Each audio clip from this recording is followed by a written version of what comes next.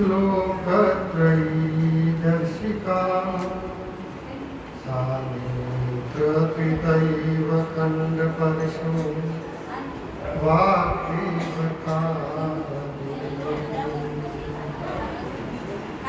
अस्ति स्वस्तरुणीकराग्रव्यसत् कल्पप्रसूनाकृतम् अस्तु प्रस्तुत वेणुनादलहरी निर्वाणमीनाकुलम् स्त्रस्त निबद्ध निविलसत् गोपीसहस्रावृतम् हस्तं यस्तनतापवर्गमखिलो दारं किशोराकृति तस्मै तेन विभाषितो यमतुलो ज्ञानप्रदीपपुरा तद्रूपेण च नारदाय मुनये कृष्णाय तद्रूपिणा गोविन्दाय तदात्मनाय भगवत्राताय कारुण्यतं तं शुद्धं विमलं अशोकममृतं सत्यं परं धीमहि तस्मै येन विभाषितो यमतुलो ज्ञानप्रदीपपुरा तद्रूपेण च नारदाय मुनये कृष्णाय तद्रूपिणा गोविन्दाय तदात्मनाय भगवत्राताय कारुण्यतं तं शुद्धं विमलं अशोकममृतं सत्यं परं धीमहि अहमेवास्ममेवाग्रे नान्यत्तत्सदसत्तरं पश्चादहं यदेतच्च यो वशिष्येति स्तोत्रम् श्रीतीर्थं यत् प्रतीयेत न प्रतीयेत चात्मनि तद्विद्या आत्मनो माया यथा भासो यथा तमः यथा महान्ति भूतानि भूतेषु जावचेष्वनु प्रविष्टान्यप्रविष्टानि तथा तेषु रतेष्वः एतावदेव जिज्ञास्यं तत्त्वं जिज्ञासुनात्मनः अन्वयव्यतिरेकाभ्यां यस्यात् सर्वदा कृष्णचन्द्रवन्दे लक्ष्मीनारायण सिद्धिविनायक गणपति महाराज क्षेत्रपाल भगवान लक्ष्मीनारायण की पवित्र प्रांगण में पुरुषोत्तम मास के शुभ अवसर पर कथा श्रवण हेतु उपस्थित आप सभी भक्तों को मेरा जय श्री कृष्ण। आज मेरे पिता तुल्य दोनों भाई साहब जयंती भाई प्रभाषण भाई रूपेश दिनेश कुणाल कन्या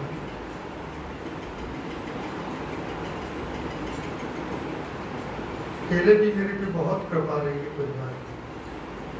पुरुषोत्तम मास में मेरी नाती बाती मेरी जयंती बाई की बहुत, मैं तो रहता वहीं पर, दोपहर की चाट वहीं पर, क्योंकि पवन और पवन भाई दोनों साथ के थे। एक टाइम का भोजन मेरा वहां रहता था, बाकी बितारे एक टाइम वहां जाए।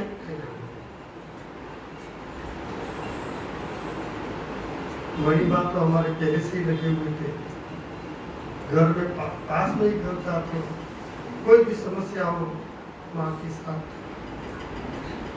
हमेशा साथ। और आप सबके आशीर्वाद से, क्योंकि सबसे पहले अपने परिवार जो है कुटुंब, उसका आशीर्वाद चाहिए।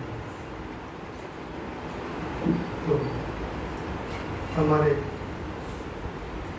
नाती बा बड़ी बा जो भी मेरे परिवार में इच्छा रहता है उनको परमात्मा सदगति दे।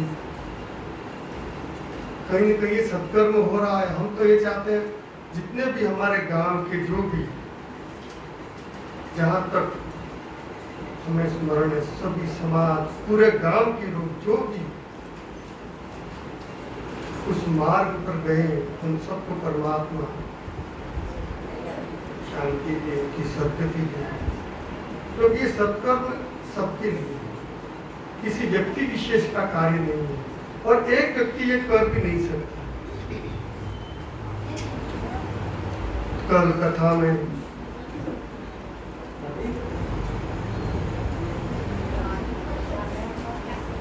इक्ष्वाकु वंश प्रभवो भगवान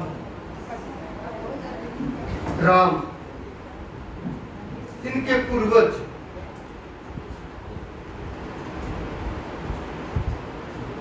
इक्ष्वाकु वंश के बाद में रघुवंश, रघुवंश का वर्णन हुआ। रघु बहुत बड़े प्रतापी राजा थे। भगवान राम का सबसे प्रिय दशरथ जी को कोई नाम प्रिय था तो वह राघव था। वो राघव करके बुलाते थे, रघु के नाम।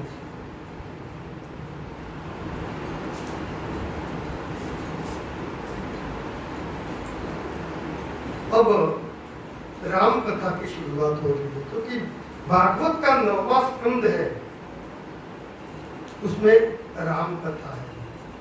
राम कथा के बाद कृष्ण कथा में प्रवेश होता है, लेकिन पहले राम कथा है, क्योंकि रासलीला में जाना है। और जब तक रावण रूपी काम नहीं मिलेगा तब तक रासलीला में प्रवेश नहीं है। इसलिए राम पहले आए, लेकिन उसके पहले कौन आया? रावण और कुंभकर्ण। जब एक शक्ति प्रकट होती है विपरीत, तो उसके समानांतर एक दूसरी शक्ति भी प्रकट होती है। रावण का जब इतना आतंक बढ़ गया था, सब देवताओं ने प्रार्थना की,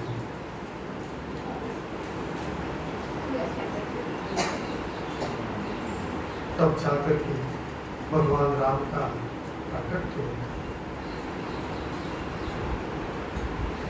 हमारी मां जानकी तो भगवान राम से भी ज्यादा करुणा थी, ज्यादा राम से भी ज्यादा, क्योंकि भूमिजा थी, भूमि की पुत्री थी। भगवान राम तो असुरों पर बाण चलाकर को उनका संहार किया, लेकिन मां जानकी तो असुरों को भी माफ किया जिन्होंने सताया। एक बार हनुमान जी,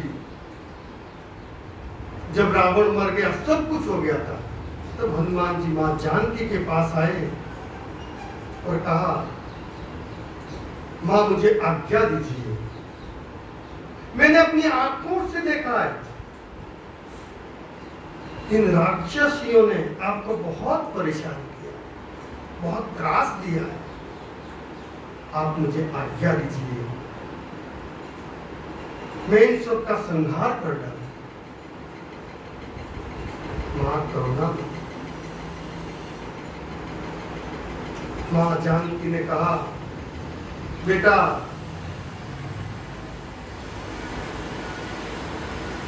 ये राक्षसियां तो रावण के आदेश से मुझे सता रही थी।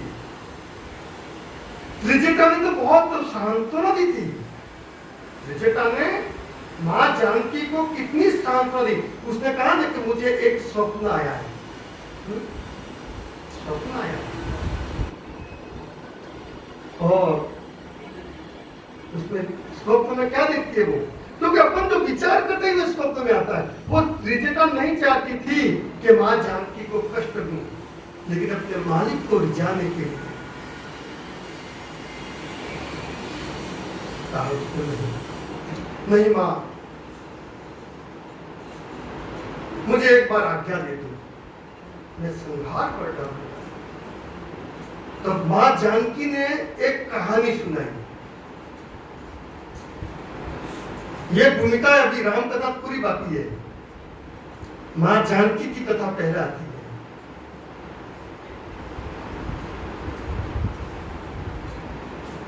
एक कहानी सुनाई। देख बेटा, एक बार एक शेर ने एक मनुष्य का पीछा किया मारने के लिए जंगल में।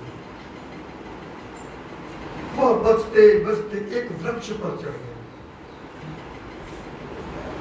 अब शेर तो वृक्ष पर चढ़ नहीं सकता है, इंसान मरता क्या नहीं करता। उस वृक्ष पर चढ़ गया और अपने आप को सुरक्षित समझ रहा था, लेकिन ऊपर एक रीछ बैठा हुआ भालू।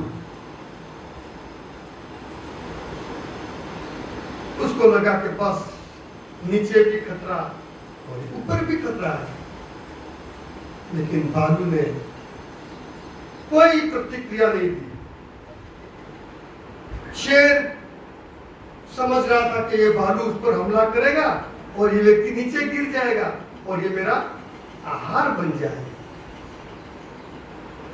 भालू वैसे ही बैठा रहा, कोई प्रतिक्रिया नहीं।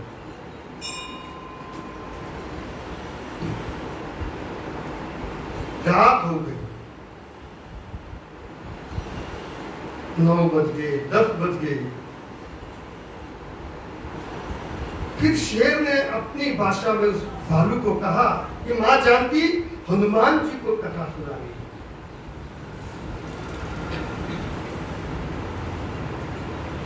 उस भालू को कहा कि अपन जाति भाई है जंगल की और ये मनुष्य है, तू एक मेरे लिए एक काम कर, इसको धक्का दे दे, इस मनुष्य को धक्का दे दे, तेरे को करना कुछ नहीं है और ये जैसे ही आएगा मुझे भोजन मिल जाएगा।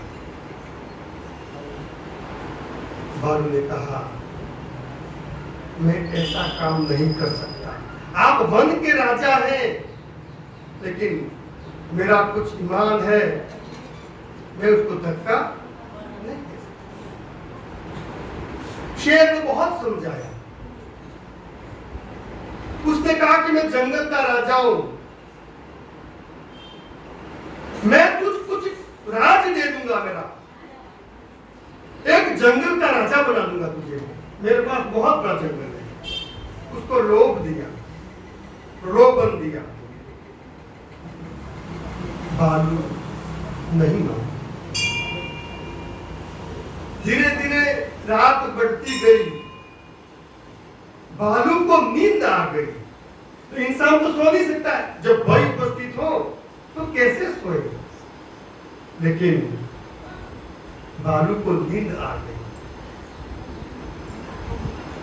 फिर मनुष्य को प्रलोभन दिया।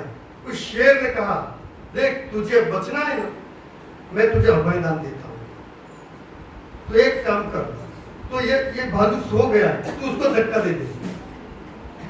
इंसान को कहा,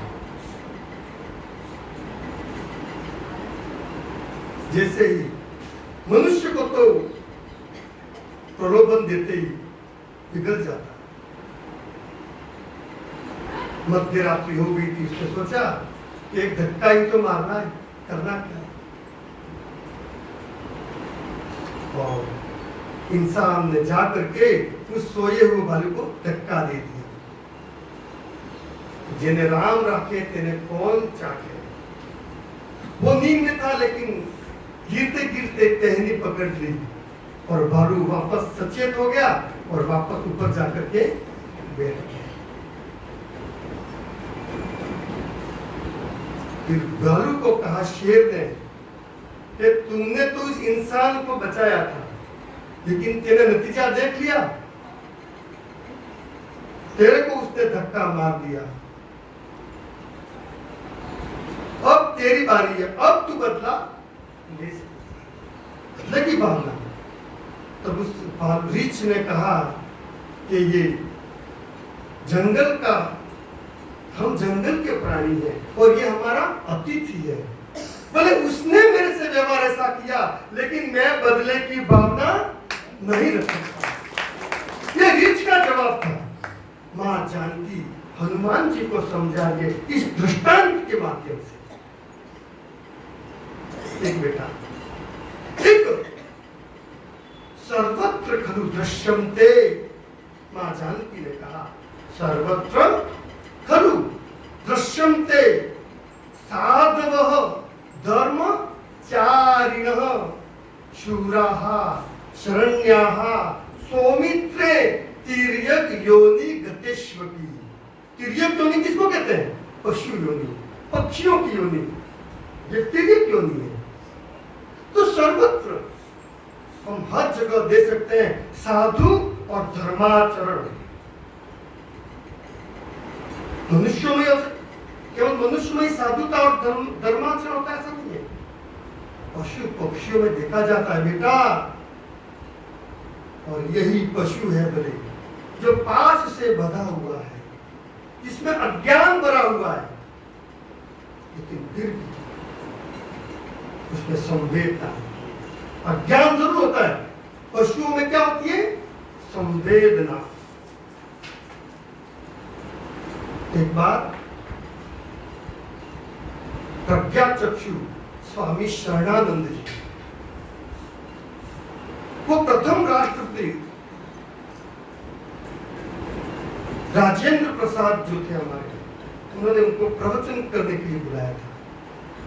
तब उन्होंने प्रश्न किया था प्रथम राष्ट्रपति ने शरणानंद जी को, वो प्रज्ञा चक्षु थे, ब्लाइंड थे, दिखते नहीं था उनको, कि हमारे धर्म करने की इच्छा भी है, मार्ग भी है, हमारे पैर भी सुरक्षित है, लेकिन हम चल क्यों नहीं पाते? हम शुभ काम करने के लिए बढ़ क्यों नहीं पाते?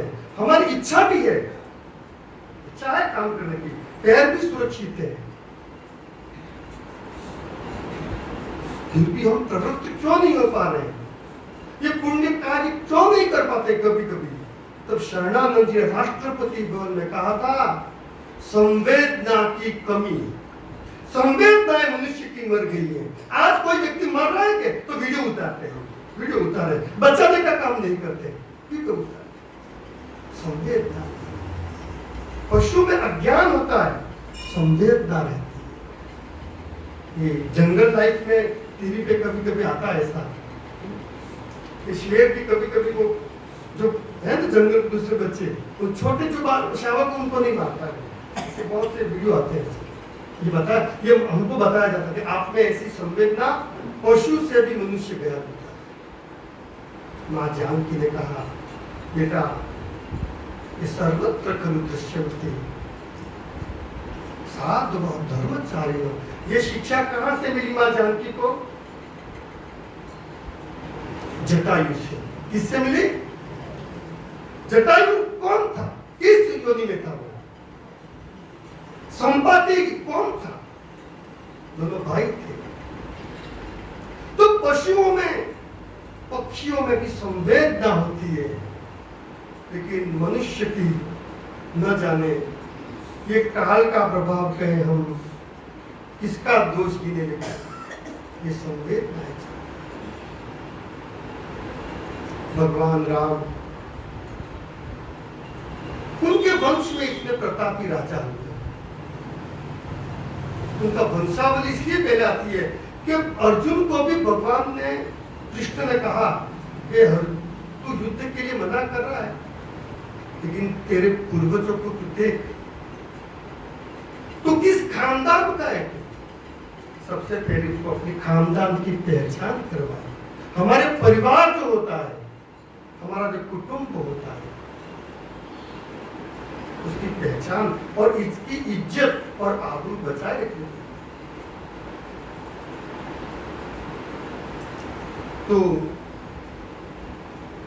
रामचरितमानस में 7 कांड हैं।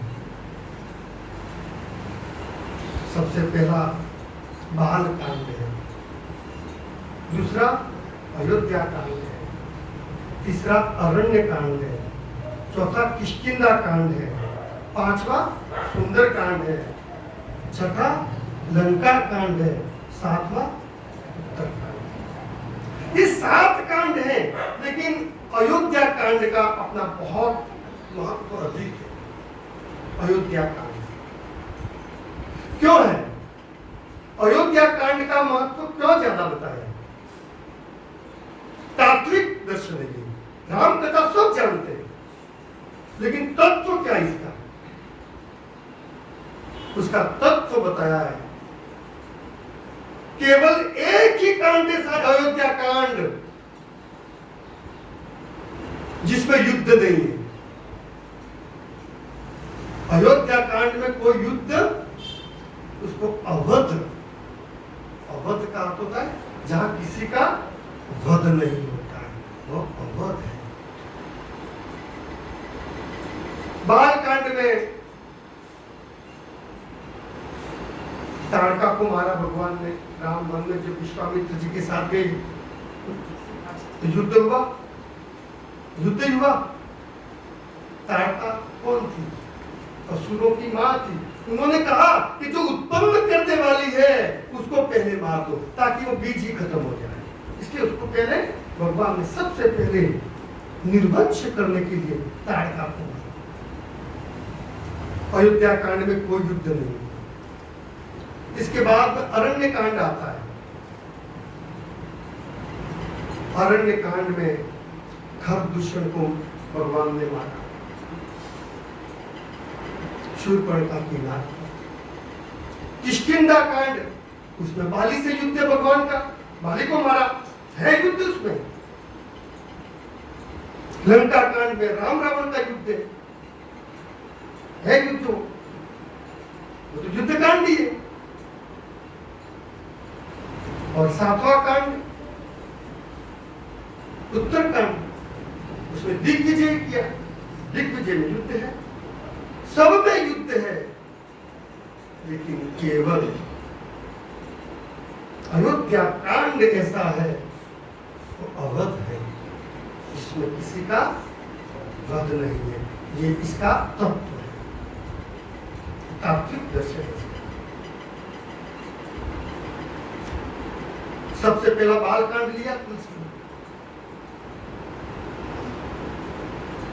जब तक हमारा मन बालक की तरह नहीं रहेगा, बालक में छल नहीं रहता है, कपट नहीं है, जो अंदर जैसा है वैसा ही बाहर है, तो बाल कांड भगवान का मन है। बालक एक बार एक व्यक्ति के पास घर में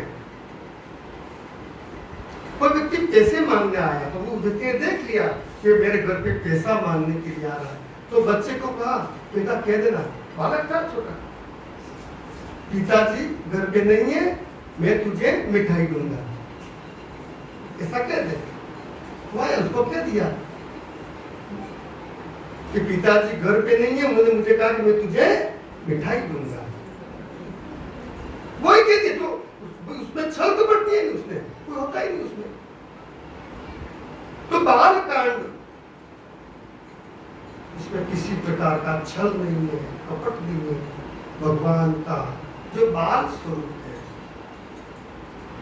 उस बाल स्वरूप का वर्णन है। इसलिए हमारा मन जब निष्कपट हो जाएगा, जब छल नहीं रहेगा, तब हम अयोध्या में प्रवेश कर सकते हैं। और ये अयोध्या ही हमारा शरीर है। अयोध्या क्या है? हमारा शरीर ही अयोध्या है। और ये बालक जो है बालकांड, वो हमारा मन है। जब बालक की तरह मन रहेगा, तभी हमें अयोध्या में प्रवेश मिलेगा। और वहां पर कौन है? राम। राम के दर्शन करने हैं, तो सबसे पहले भगवान ने कहा ये कि मोहि कपट छल छिद्र भावा। तुलसी ने तो इतने तक कहा कि कामी नारी प्यारी जिमी, लोभी अप्रिय जिमी दाम, तिमि रघुनाथ निरंतर प्रिय लागई मरा। जैसे कामी व्यक्ति को नारी प्रिय होती है, लोभी को जितने दाम प्रिय होते हैं, उससे भी अधिक मुझे भगवान श्री राम में प्रेम है। ये तुलसीदास जी ने कहा। तुलसीदास जी, उनका जीवन चरित्र सब जानते हैं। वे गृहस्थ थे, लेकिन जब विवाह करके वो आए, वो इतने आसक्त हो गए स्त्री के प्रति।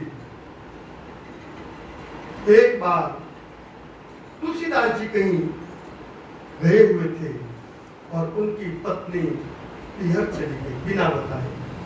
आकर के देखा ग्रह लक्ष्मी नहीं है, समझ गए वो पिहर गई हुई है, गंगा में बाढ़ आई हुई थी।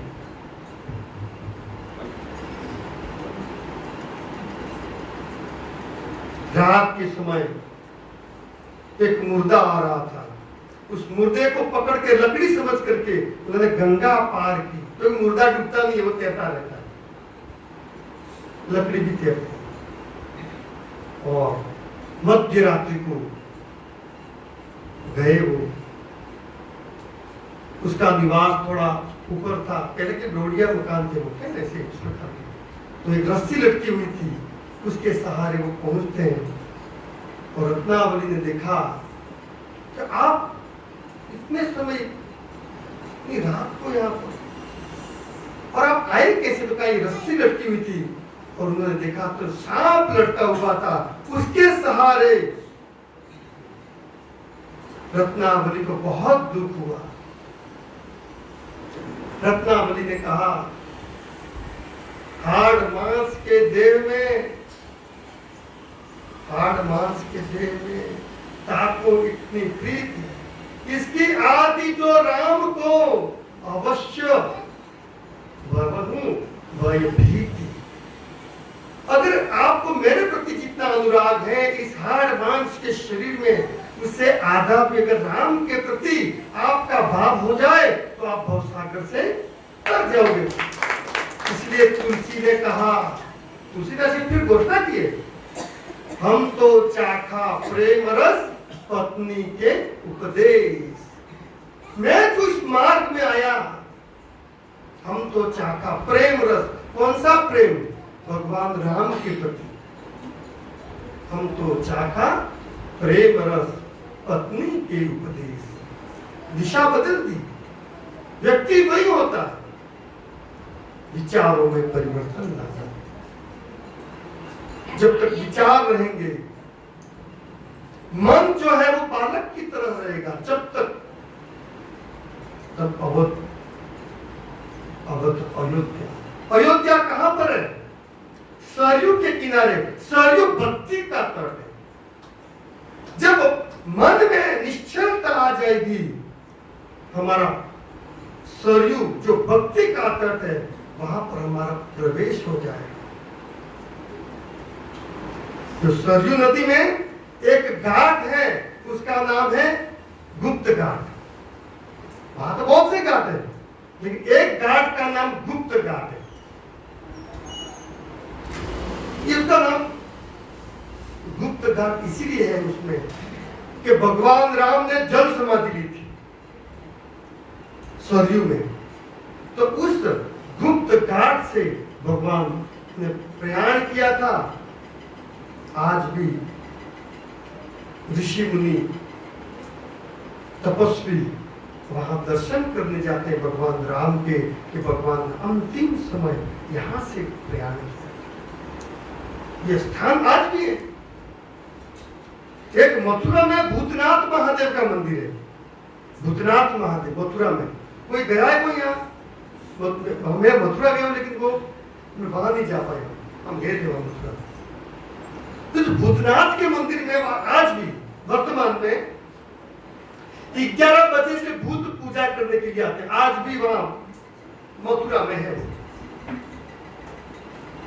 ये महादेव भूतनाथ का मंदिर है। एक ही मंदिर ऐसा है महादेव का, 24 घंटे वहां पर आप कभी भी जा सकते हैं। आप राम भगवान के मंदिर में जाओगे तो रात को शयन रहता है। राजा थे वो, तो शयन करते हैं, रात को दर्शन नहीं मिलेंगे। कृष्ण भगवान के मंदिर में जाएंगे, हमें कभी दर्शन नहीं मिलते। क्यों नहीं मिलते? तो वो राजा थे, और राजा जितने भी होते हैं उनके कुछ नियम होते हैं, और महादेव खुद श्मशान में रहते हैं। श्मशान तो उस अवध में प्रवेश करने के लिए सबसे पहले हमारा मन है उसको बालक की तरह छल रहित बनाए। एक बार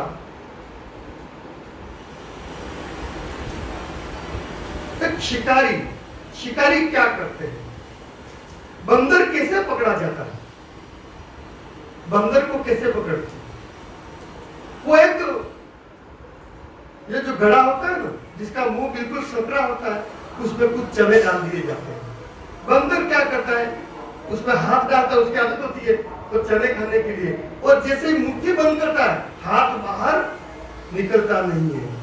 वो समझता है किसी ने मेरा हाथ, लेकिन वास्तव में खुद ने उसने मुट्ठी बंद कर दी है। कोई किसी का हाथ पकड़ा हुआ नहीं है, केवल लोभ के कारण बंदर पकड़ा। पोपट उसको कैसे पकड़ते? उसको कुछ दाने डाल दिए जाते हैं और एक तार बांधते हैं, और तार के ऊपर वो जैसे ही कुछ पट्टी रख देते हैं, उस पर बैठता है और वो खाने जाता है, वो उल्टा हो जाता है पोपट, और वहां पर वो पकड़ा जाता है। हमारे जीवन में अयोध्या में प्रवेश करना है, सबसे पहले मन को बालक की तरह निश्चय हो। तो 7 कांड, उसमें केवल एक अयोध्या कांड ऐसा है जिसमें किसी प्रकार का युद्ध नहीं है। अब रामचरितमानस में, वैसे इस भागवत में राम कथा बिल्कुल शॉर्ट में है। भगवान राम वन में जाते हैं, वहां से कथा शुरू होती है। आदौ राम तपोवनादिगमनम् हत्वा मृगं काञ्चनम् वैदेही हरणं जटायुमरणं सुग्रीव संभाषणं वाली निग्रहणं समुद्रतरणं लंकापुरी दाहनम् पश्चात् रावण कुंभकर्ण हननम् एतश्री रामायणम्। होगी रामायण पूरी, राम कथा होगी। जैसे कल चतुश्लोकी भागवत कर दी, पूरी भागवत थोड़ी रखना होता है, थोड़ी चतुश्लोकी, ये एक श्लोकी रामायण। आदौ राम तपोवनादिगमन, भगवान तपोवन में गए, तप किया, भवन को छोड़कर तपोवन में गए। हत्वा मृगम कांचन, कौन बना था? मारीच बना था। मारीच को भगवान बाण मारते, लेकिन वो आया था रावण के कहने पर। रावण ने उसको तैयार किया था, उसे तो मना किया था मारीच ने। उसने कहा था, मारीच ने रावण को कहा था कि नवहि विरोधे नहीं कर जाना। तब मारीच हृदय अनुमान, हृदय से देखो, बुद्धि से नहीं सोचा था उसने, बुद्धि छल करवाती है हमेशा, हृदय छल नहीं करता। तब मारीच हृदय अनुमाना नवहि विरोधे नहीं कर जाना। 9 लोगों से कभी विरोध मत करो।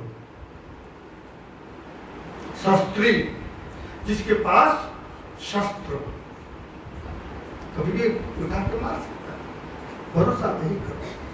मर्मी, जो आपका मर्म जानता है, आपका रहस्य जानता है। प्रभु,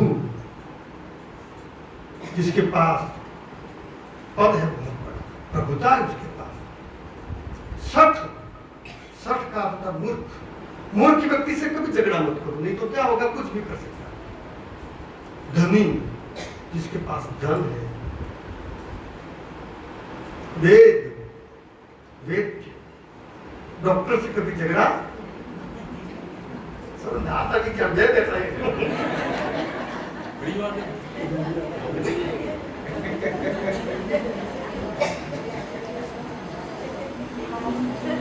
वेद, बंदी, बंदी जन है, जो पहले राजा जो होते उनकी खुशामद करने वाले बंदी जन थे, उनकी प्रशंसा करते। अब जब जो उनका वो किया राजा, तो वो क्या करते, ये बंदी जन क्या करते, पहले ऐसा नहीं होता।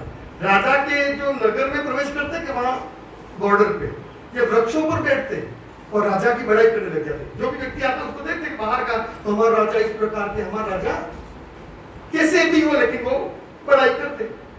देखो बंदी जन क्या करते कि थोड़ा भी कोई राजा उनको कभी क्रोध करता तो उनकी बुराई करने लग जाते, तो प्रजा में उनके बारे में भ्रम फैल जाता था। इसलिए कहा ये बंदी, वो बंदी जन थे। वेद, बंदी और कवि, जो कवि होते हैं ना, ये बड़े बड़े कवि सम्मेलन होते हैं, तो वहां सामने नेता बैठे हो, तो वो उस पर कुमार विश्वास आए थे बेनेश्वर में, और थोड़ा बोल दिया था एक नेता के बारे में, बहुत ज्यादा बोल दिया था। वेद, बंदी, कवि, भानस, भानस का अर्थ क्या होता है, भानस, भानस की जगह में करो रसोईया, जो घर में रसोई बनाई, उससे कभी झगड़ा जे बनाई खाई बिल्कुल। वेद, बंदी, कवि, भानस, एक गुणी, जो गुणवान लोगों से, और कहा उन्होंने कि भगवान राम गुणवान है, उनसे हमें बैर नहीं करना है। रावण को मारीच ने समझाया, लेकिन रावण तो रावण, किसकी मान। कहने का मतलब,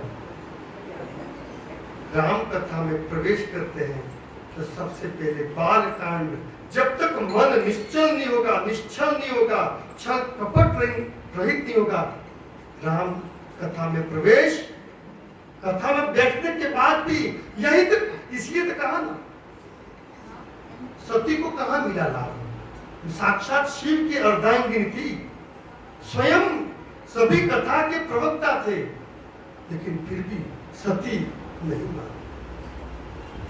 बहुत कठिन।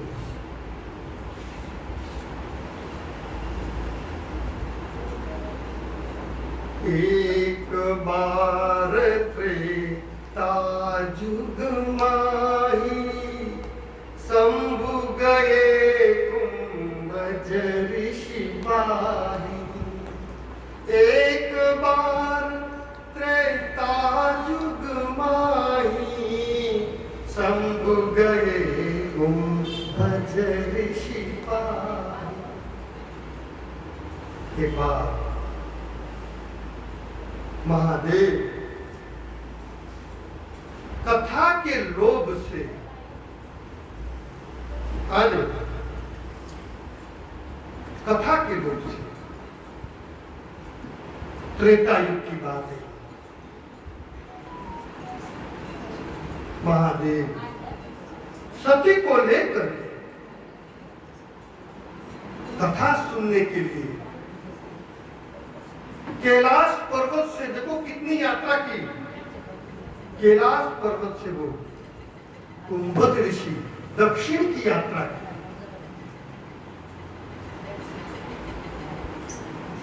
कुंभज, कुंभ यानी घड़ा, जिनका घड़े से जन्म हुआ है, कुंभज ऋषि के पास। कुंभज ऋषि ने महादेव और सती का मधु पर्क आदि से उनकी पूजा की, कृतकृत्य हो गया। और सत्य के मन में क्या कि महादेव तो रोज मेरे को कथा सुनाते हैं, तो वो तो कह रहे थे कि राम कथा तो सागर है, समुद्र के समान है, और ये गड़ा कुंभज यानी जो गड़ा, इस समुद्र की कथा गड़ा किसे कर सकता है? इस पे यज्ञता कहां से आ गई?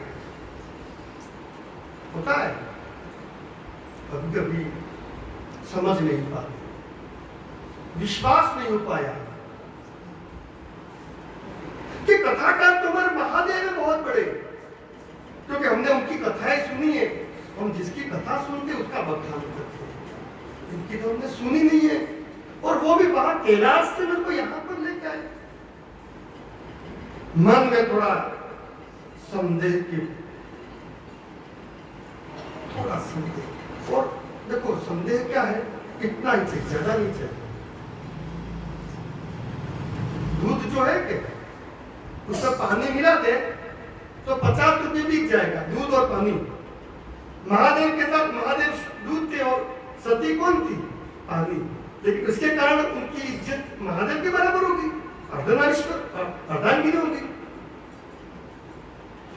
लेकिन क्या होता है, वो दूध और पानी मिल जाते हैं, लेकिन संशय रूपी खटास उसमें आ जाता है, तो दूध और पानी। ये कहानी राम कहानी है। उसके नो डाउट वो 50 रुपये पानी बिकने लगा। सती की और जगह प्रशंसा तीनों लोगों में, क्योंकि वो तो तुम त्रिभुवन गुरु वेद बखाना, तुम त्रिभुवन गुरु वेद बखाना। वेदों में कहा है विद्या तीर्थम महेश्वर, वेदों में कहा। हुआ क्या, थोड़ा शक आ गया, महादेव पे शक हुआ कि महादेव में थोड़ी कम है, यहां से इतना परेशान कर रही कथा सुनने के लिए, क्या कथा करते हैं ये? और महादेव को तो श्रद्धा से उन्होंने पूरी कथा सुनी, लेकिन सती का मन नहीं लगा, संशय में जीने लगे। और राम कथा क्या है? राम कथा सुंदर करतारी, संशय विहग उड़ावन भारी। ये राम कथा संशय की पक्षी को उड़ाने वाली। महादेव समझ गए देवी को संशय हो गया। ब्राह्मण और अग्नि को कभी छोटा मत समझो देवी, उन्होंने इशारा कर दिया। कहा महादेव ने, हे देवी, ब्राह्मण और अग्नि कभी उनको छोटा मत समझो। अग्नि छोटी सी होती है, पूरा नगर के नगर जला के भस्म कर देती है। और ब्राह्मण, वामन अवतार भगवान ने ब्राह्मण का लेकर के गए थे। कश्यप अदितेर जाता देवानाम कार्य साधक। और ये बलि ने कहा ये छोटा वामन क्या कर लेगा, 3 पग पृथ्वी, लेकिन उनसे त्रिलोकी नाप ली। तब से कहा कभी छोटा मत समझो। और सती तो दक्ष की पुत्री थी,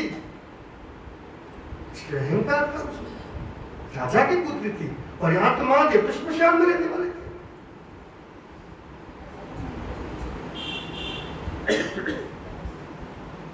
कथा सुनकर के जब भगवान का स्मरण करते करते करते बीच में भगवान राम सीता की खोज करने के लिए निकले हुए भगवान राम अपने आराध्य को देख करके महादेव ने प्रणाम किया, सती ने प्रणाम नहीं किया।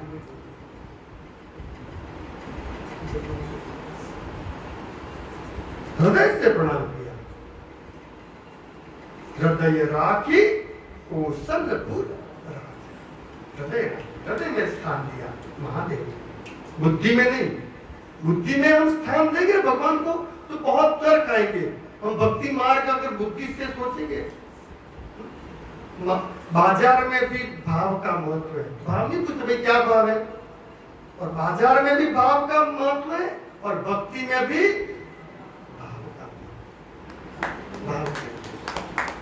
भाव का प्रभाव का नहीं। प्रभावित तो कोई भी कर देगा हमको।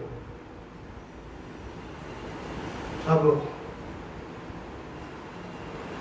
सती को अच्छा नहीं लगा। उन्होंने कहा कि महादेव को बोले हैं तो बोला शंकर किसी को भी प्रणाम कर लेता है और ये अपनी पत्नी के लिए रो रहा है।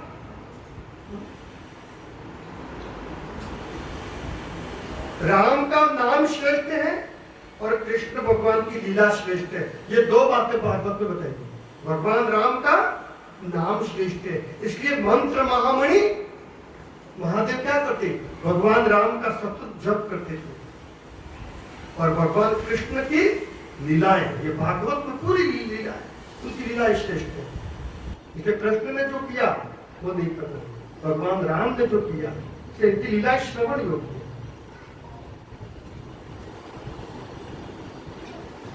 सती मन ही मन संशय के बादल उमड़ आए। वहां पर गई कैलाश में, लेकिन फिर कहा वो अंदर की बात है तो कभी कभी निकल आती है। महादेव को कहा कि आप तो लोग आपको भोला कहते हैं, ये भोला इसलिए कहते हैं आप सबको प्रणाम करते रहते, जो भी रास्ते मिला तो सबको प्रणाम किया। तो आपने वो थोड़ा आपको वो होना चाहिए, विवेक होना चाहिए। महादेव ने कहा कि देखो देवी, मेरे प्रभु राम है। कौन है? और मैं सिया राम मय सब जग जानी, करम जोरी जुग पानी। महादेव ने कहा मैं सभी लोगों में सिया राम को देखता, सब तो साक्षात स्वयं मेरे प्रभु थे। ये हम आरती उतारते हैं, आरती ये भगवान के सामने। लेकिन एक बात ध्यान रखना, भगवान तो कहाँ बैठा है? हमारे हृदय में। इसलिए आप आरती उतारे अपने अंदर जो भगवान है ना उसकी उतारे। कभी तक यूं कर रहे ना, पर ये आरती कहाँ जा रही है? भगवान जो अंदर में हृदय में जो मूर्ति तो है ही, बिल्कुल है, साक्षात वो मूर्ति है। और ये मूर्तिमान है, और मूर्तिमान कहाँ बैठा है? अंदर है। तो आप ये मत समझना हम हमारी खुद की आरती उतार रहे हैं, ये खुद की है। अगर कोई फोटो खींचे, मान लो आप ऐसे कर रहे हो और यहाँ से फोटो खींचेगा तो क्या लगेगा? हम खुद अपनी ही आरती उतारते खुद की। हृदय में बैठा, हृदय राखी तो सर्वपुर राजा। उसने कहा कि मुझे समझ में नहीं आ रहा, एक मनुष्य जो पत्नी के पीछे रो रहा है वो भगवान पर ब्रह्म कैसे हो सकता है?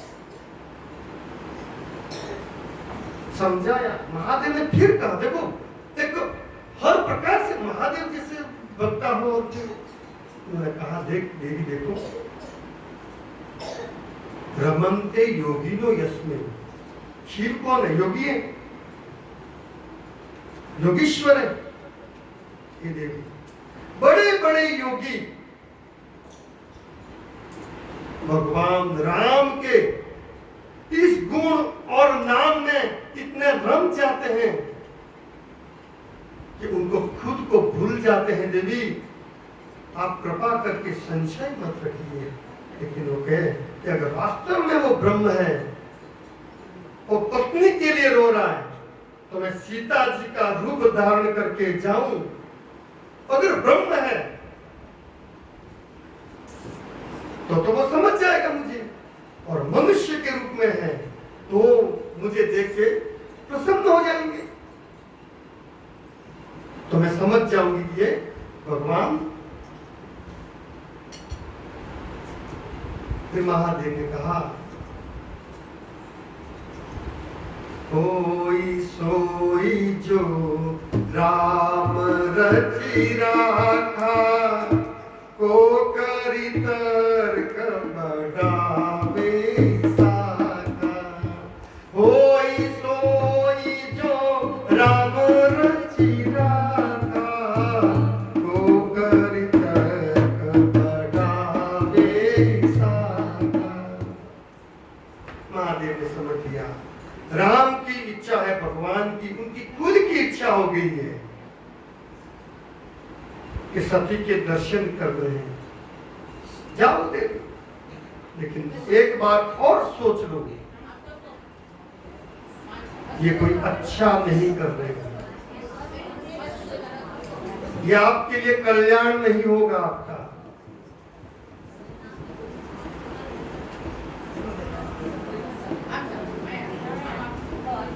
सती गई, सीता जी का रूप लिया, हूबहू उसी मूर्ति को उन्होंने, सती ने, जिसे मां जगदम्बा ने जो आभूषण पहने थे, वो सभी आभूषण बलकल, ये सभी वस्त्र धारण करके वहां प्रवेश किया और भगवान लीला कर रहे थे। लीला पुरुषोत्तम कहते हैं, भगवान राम का नाम है लीला पुरुषोत्तम। और जैसे ही वो तो सीता का रूप लिया था, थी सती, लेकिन राम ब्रह्म परमार्थ रूपा, राम ब्रह्म परमार्थ रूपा। भगवान राम ब्रह्म थे और साक्षात परमार्थ की प्रतिमूर्ति। भगवान में आए, स्वार्थ के लिए नहीं आए थे राम, परमार्थ के लिए आए थे।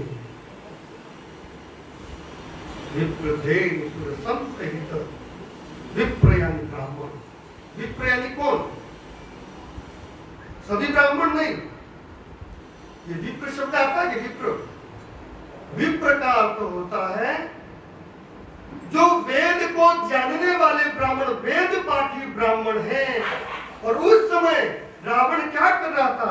जो वेद बोले जाते थे और यज्ञ किए जाते थे वेद मंत्रों से, तब उन ब्राह्मणों को यज्ञ में विध्वंस कर रहा था, यज्ञों का विध्वंस कर रहा था।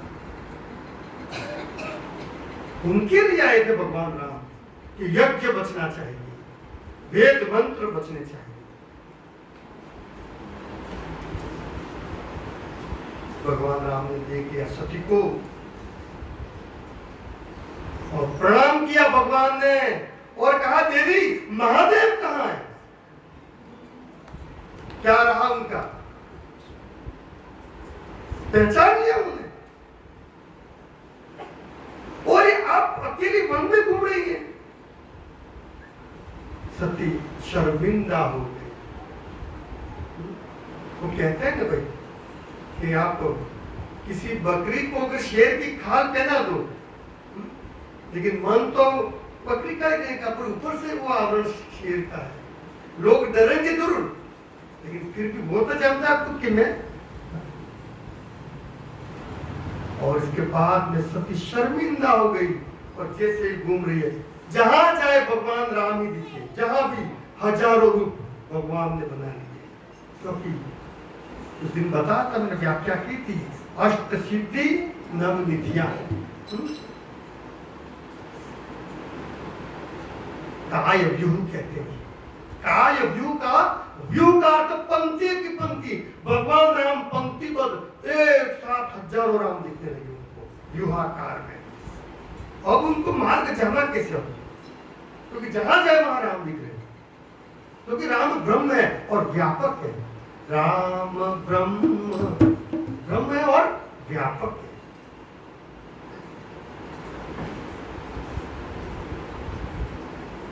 सती ने मन ही मन फिर प्रणाम किया, जिसे महादेव ने किया कि प्रभु मुझे माफ करो, भूल हो गई। परमात्मा ने अपना व्यूह जो था वो समेट लिया और सती पुनः महादेव के पास कैलाश में आई और आके फिर क्या, देखो चलो कोई बात नहीं, गलती हो गई, लेकिन फिर झूठ बोला। कछु न परीक्षा लिंहो गोसाई, कराई प्रणाम तुम्हारी नाई। मैंने कोई परीक्षा नहीं ली और जैसे आपने प्रणाम किया वैसे ही मैंने प्रणाम करके मैं प्रणाम कर दिया। महादेव ने सोचा कि मैंने समझाया तब समझी नहीं, अब कह रहे कि मैंने केवल प्रणाम किया और परीक्षा नहीं ली। मनसा पश्यन्ति यम योगिनो, ध्यान लगाया, ध्यान लगा करके उन्होंने रिवर्स में देखा, पूरा देख लिया, पूरा दृश्य प्रतीत हो गया। कहा कि मेरी मां जगदम्बा, उसका स्वरूप लिया है, तो अब तो ये मेरी मां हो गई। अब इस जन्म में मैं इनके साथ नहीं रह सकती। सती देख रही है मेरे से बात नहीं कर रही है, पहले की तरह थोड़ा व्यवहार बदल गया है। और तभी आकाशवाणी हुई,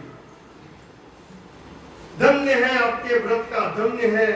आकाशवाणी को सुना मां सती ने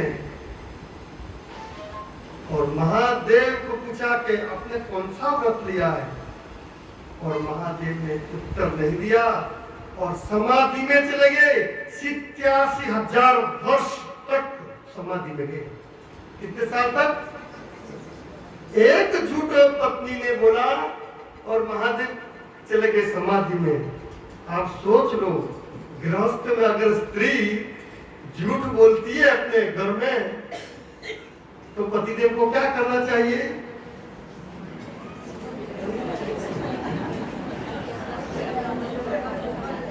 ये 87,000 वर्ष की समाधि में अब इसलिए जब कोई कथा साधन करती है, अगर देखो सब बोलते हैं, मेरा बोलना गृहस्थ में तो कहा है, त्रिषु नर्म विवाहे च प्रत्यर्थे प्राण संकटे। त्रिषु तो बोल दूं तो फिर मेरे समस्या होगी, लेकिन भागवत में दिया ही पत्नी के सामने अगर झूठ बोलना पड़े किसी कारण के कारण तो चल जाता है। भागवत में श्लोक है, ये श्लोक है, और कहाँ है बता दूंगा आपको, कहाँ पर बता देता हूँ। कि शुक्राचार्य उपदेश कर देते, मेरा ये प्रकरण छूट गया इस बीच में, क्योंकि अपने पूरा भी करना पड़ता है। डॉक्टर साहब तो मेरे सामने यूं देखते हैं जैसे मैं कोई तो आ गए, कहाँ गए वो रमेश जी, कहाँ गए? तो मेरे कैरेक्टर तो भूल जाता, मेरे नेटवर्क का चला जाता है। तो ये शुक्राचार्य उपदेश करे बलि को कर रहे थे, जिन पर पृथ्वी ने जो बामन था कि स्त्रीशु, हम रास्ते में हो ना, पत्नी खड़ी है सामने, फिर भी कह रहे हो उनकी पत्नी रत्नमाला थी, बच्ची भी थी, रत्नमाला बच्ची थी, विद्युन्माला पत्नी का नाम। तो स्त्रीशु नर्म विवाहेशु, किसका विवाह हो रहा है, मान लो शादी हो रही है, मान लो उस समय मान लो कोई पूछ रहा जो था भाई जो है ठीक है तो चल जाएगा। क्षम्य हो, धर्म नहीं कहा उसको, क्षम्य कहा। लोग झूठ को धर्म नहीं कहा कभी, उसको ऐसी अवस्था में अगर बोलना पड़ा, प्रत्यर्थ है, कोई नौकरी कर रहा है, उसकी नौकरी जा रही है, प्रत्यर्थ, और उसमें क्या लिखने पे कोई ऐसा नहीं है, ठीक है बोल दिया मानो आपने, और उससे अगर रोजगार बच गया तो बोले कुछ असत्य बोला, लेकिन आपको आशीर्वाद भी मिलेगा उसको। प्राण संकट है, आपके प्राण जब संकट में हो, मर रहे हो, और उस समय अगर कोई व्यक्ति झूठ बोल दे तो उसको कहा है, भागवत में दिया है, क्षम्य है, उसको क्या कहा है, क्षम्य है, धर्म ऐसा नहीं था।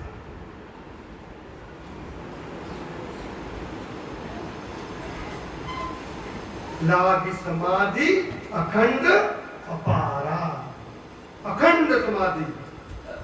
फिर वो समझाने गई, लेकिन कहा देवी के पानी दूध के पास दिख रहा था, लेकिन एक बार संशय की घटा आ गया, आप दोनों दूध और पानी 87,000 पश्चाताप किया, बहुत पश्चाताप। कैलाश को छोड़कर महादेव चले गए, कैलाश छोड़ दिया, समाधि में गया, एकांत में जाकर छोड़ो गृहस्थी को, क्या करना है, ऐसे भी तो थे, योगी तो थे ही, अंदर भाव तो था ही वो। जब तक शिव कथा नहीं होगी तब तक राम कथा शुरू नहीं होती है, पहले शिव कथा है, फिर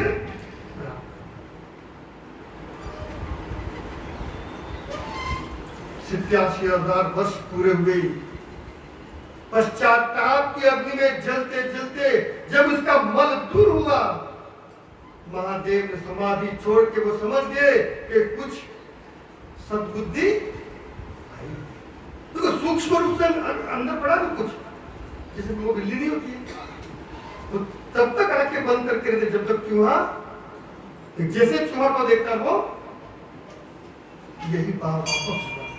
फिर महादेव कथा करने लगे, व्यवस्थित चलने लगा, और महादेव ने सोचा कि चलो सुधार, तभी उसको चलो शांति मिली, तभी तो कथा होगी, यहाँ से बोलते तो कथा होगी, अशांति में कोई कथा थोड़ी होती है, शांति चाहिए।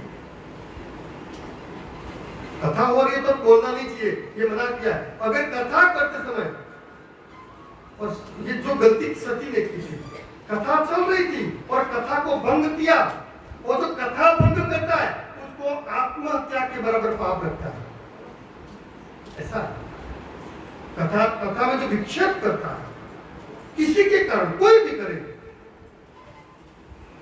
तो आत्महत्या के बराबर, और सबसे बड़ा पाप है आत्महत्या। दूसरे की हत्या करने से भी बड़ा अपराध है आत्महत्या।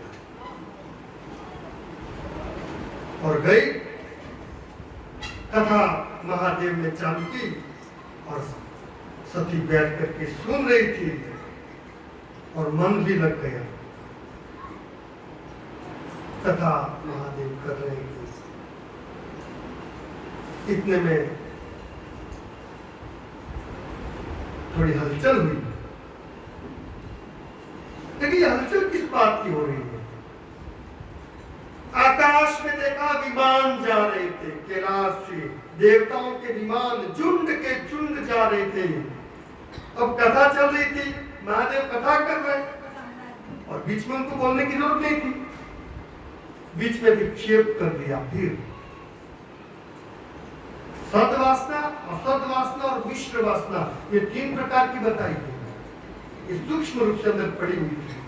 फिर पूछ लिया, ये ऊपर ये विमान कहाँ जा रहा है? देवी अब कथा सुनो, कथा में मन लगा नहीं, आप मुझे ये बता दो। वापस शुरू हो गया। मैं कहा, देवी आपके पिताजी दक्ष प्रजापति वहां पर यज्ञ कर रहे हैं और हमको निमंत्रण,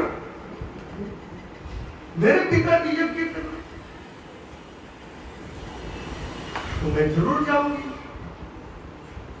और उपदेश करने लगी सामने से, 3 जगह गुरु के द्वार पर निमंत्रण नहीं हो चलेगा। जन्माष्टमी या रामनवमी का उत्सव मंदिर में हो, वहां निमंत्रण की आवश्यकता, और कोई सत्संग हो वहां पर कोई निमंत्रण की आवश्यकता। भगवान का नाम ले लेते करना क्या है? क्या किसी के घर का विवाह तो है नहीं यार? और चौथी जगह बता पियर, पियर में कोई बिना निमंत्रण के बच्ची कथा सुनने आई थी और ऊपर से उपदेश चालू कर दिया, उल्टी गंगा बहने लगी। गंगा तो महादेव के ऊपर से चल रही है ना, और महादेव को उपदेश करने लगे। फिर महादेव ने समझाया, महादेव देवी एक गलती कर, व्यक्ति देखो विवाह करता है, व्यक्ति विवाह करता है, अनुभव की कमी, सब प्रकार के अनुभव हो जाते हैं विवाह करने पर, सब प्रकार के। व्यक्ति विवाह करता है, अनुभव की कमी। तलाक होता है, धैर्य की कमी। तलाक कब होता है? धैर्य की कमी। और पुनर्विवाह करता है, याददाश्त की कमी। कोई न कोई कमी हो तो कभी विवाह करता है। महादेव ने सोचा एक गलती तो कर बैठी है, और वापस फिर वही गलती।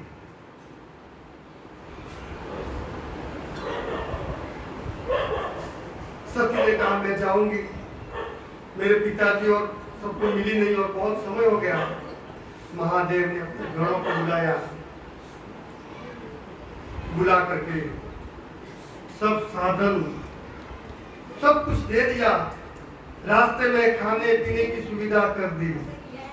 सती वहां गई, वहां किसी ने भाव नहीं दिया, कोई नहीं बोला उसको। जब नहीं कोई किसने भाव नहीं दिया तब उन्होंने क्या किया? वहां यज्ञ में योगाग्नि को जला करके स्वयं को भस्म कर दिया, और वहां हाहाकार हो गया। और वहां पर जो गण थे उनकी आपस में लड़ाई हो गई। गण थे और दक्ष के जो सैनिक थे आपस में भिड़ गए, और यह चर्चा सती यहां चली। वहां सनत कुमार ब्रह्म ज्ञान का उपदेश कर रहे थे, महादेव वहां उपदेश कर रहे थे, और वहां पर नारद जी ने सूचना दी कि सती ने आत्महत्या कर ली। महादेव सर्वज्ञ थे, सब मालूम था उनको। उन्होंने कहा कोई सोई जो राम रचि रहा था, कोई जवाब नहीं दिया। और वहां पर अपने एक जटा के एक बाल से वीरभद्र को कहा कि तू जा। वीरभद्र वहां गए और पूरे यज्ञ का विध्वंस हुआ।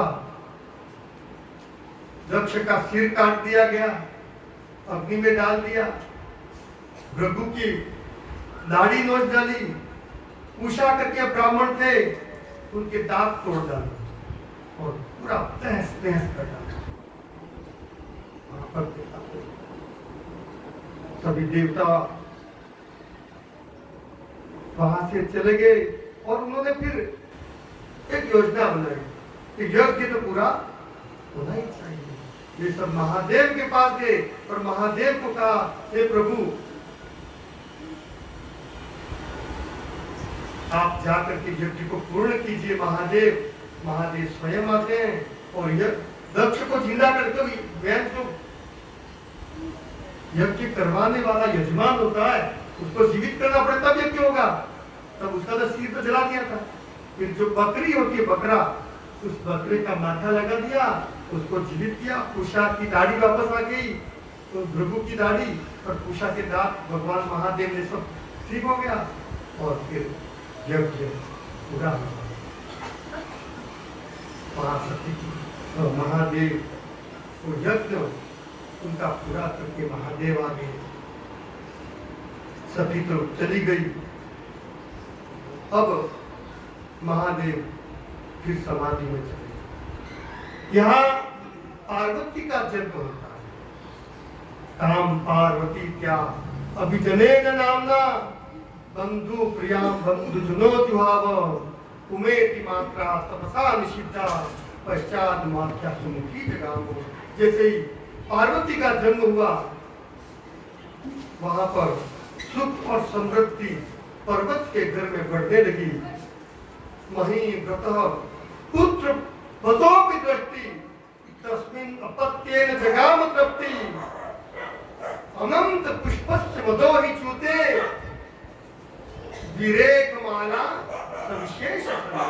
पार्वती पर उसके महिव्रत उस राजा पर्वत के बहुत सी संतानें थी, एक नहीं बहुत सी। और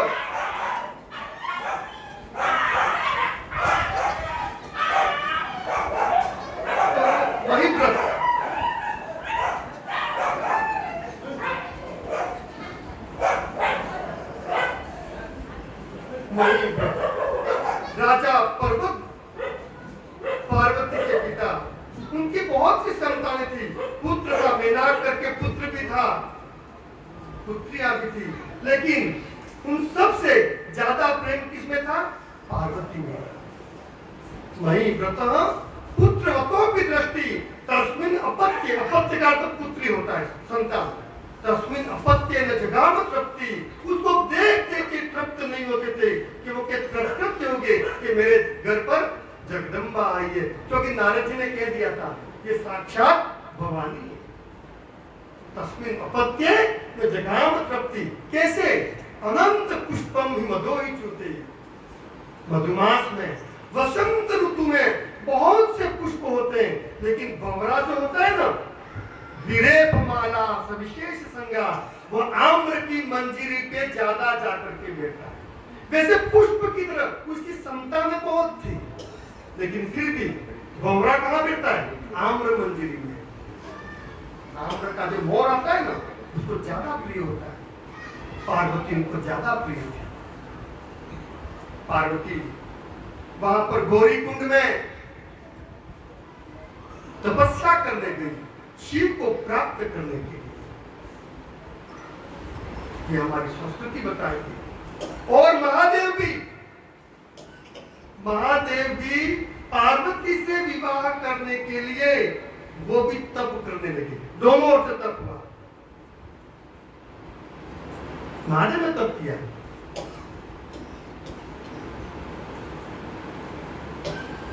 यदेव पूर्वे जनने शरीरम साधक्षरोषा सुदति ससर्ज। यदेव पूर्वे जनने शरीरम, उसके पहला जन्म सती का था। पार्वती को याद था कि मेरा पूर्व जन्म में मैंने महादेव का अपराध किया। साधक्षरोषा, मेरे पिता के रोष से, सुदति ससर्ज, मैंने आत्महत्या कर ली थी। तदा प्रपत्य विमुक्त संग, अब वो समझ गई इस जन्म में महादेव का अपराध नहीं करूंगी। पति पशु नाम और महादेव को पति के रूप में प्राप्त करने के लिए उसने तप की। और महादेव जो सबको आशीर्वाद देने वाले हैं, सबकी इच्छाएं पूर्ण करने के लिए, लेकिन स्वयं विधाता, देखो सुनो, महादेव ने तब किया, स्वयं विधाता तपसो फलानाम, जो स्वयं विधाता है, दूसरे को जन्म कुंडली बदल देने की शक्ति जिसमें है, ऐसे महादेव हैं। केनापि, किसी कारण से तपश्चचार, क्या कारण था? जो दूसरों को आशीर्वाद देके गृहस्थी बचाने वाले थे, ऐसे महादेव स्वयं विधाता तपस फलानाम, दूसरे को आशीर्वाद देने वाले, जो असुर तप करते उनको आशीर्वाद देके इच्छा पूर्ण करने वाले, उनकी ऐसी कौन सी इच्छा रहेगी?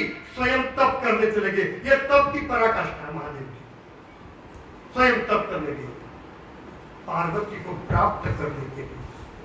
दोनों ओर ताली दोनों हाथ से बजती है, एक हाथ से कभी। यहां पार्वती चली गई, और महादेव भी तप कर काले न तपश्चचार। पार्वती को कहा, आज्ञा लेने गई, माँ मैं तो जाऊंगी, मुझे। और उसकी कुंडली में नारद जी ने कुंडली बता दी थी, इसलिए वो बच गई थी। और तुझे ऐसा पति मिलेगा जिसका घर नहीं रहेगा,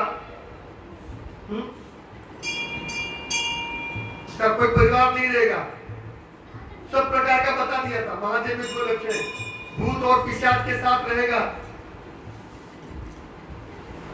महादेव का दरबार 24 घंटा खुला रहता है। वहां 12 बजे के बाद अब भूत पिशाच पूजा करने आते हैं। रात को 12 बजे के बाद वो आते हैं, उनको सबके लिए खुला हुआ। बाकी सब मंदिर, लेकिन महादेव, अरे आप गेट बंद करते लेकिन जालियां थोड़ी बंद कर, भूत पिशाच तो वहां से आ जाते हैं। उनको क्या गेट से आना, उनको महादेव के दर्शन करने तो क्या होगा, उनको तो जगह कितनी चाहिए। महादेव ऐसे सबको स्वीकार, सब। और पार्वती को तो, पार्वती जी तप कर रही है वहां पर, लेकिन उनकी मां को अच्छा नहीं लगा। ताम पार्वती क्या विजने नामना बंधु प्रियाम बंधु जनो जुहाव उमेति मात्रा तपसा निषिद्धा पश्चात उमाख्या सुमुखी जगह। उसका नाम था पहले पार्वती, पिता के नाम से पर्वत की पुत्री थी, लेकिन वो तप करने गई। उमा इति नामना तपसा निषिद्धा। उ का जो तप होता है, माँ का तो मत कर, बेटी तप मत कर, इसलिए उनका नाम पड़ा उमा। महादेव को सबसे प्रिय नाम था उमा। इसके मतलब राम कथा की शुरुआत जब देखे तो उन्होंने क्या किया, उमा कहूं मैं अनुभव अपना, सब हरि भजन जगत सब सपना। तो महादेव को प्राप्त करने के तप किया था, इसलिए उनका नाम पड़ा उमा। इसलिए कहा तू मुझे ज्यादा प्रिय, इसलिए नाम पड़ा उमा शंकर। उनका नाम आगे, मेरा नाम।